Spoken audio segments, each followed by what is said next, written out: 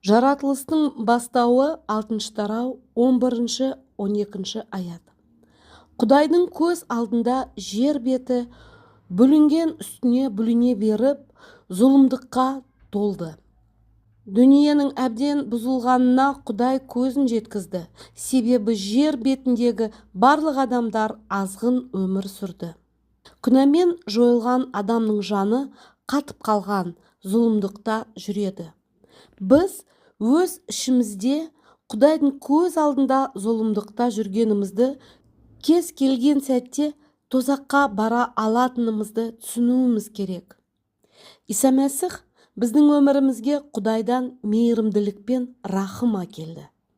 Біз оған лайық болғандықтан емес, істеріміз үшін емес. Құдай бізге мейірімділік танытты, себебі ол солай шешті. Көп қателік жіберген, күнә жасаған, зұлымдық жасаған адамдар Құдайдың мейірімін көре алады. Жақсы, мейірімді, тәкаппар, мақтаншақ адамдар Құдайдың мейірімін көре алмайды. Нұх пайғамбар сияқты біз де Құдайдың бізге деген мейірімі мен сүйіспеншілігі арқылы Құдайдың үкімін жеңе аламыз.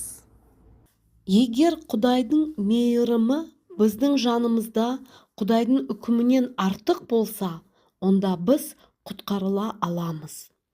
Біздің істерімізге тәуелді емес, көктен Құдайдан келетін әділдік мінсіз әділдік. Мінсіз әділдік іс-әрекеттермен байланысты емес, ол біздің сенімімізбен келеді.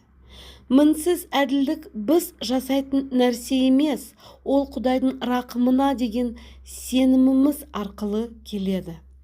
Егер біз мінсіз болсақ, онда бізде мінсіз әділдік бар.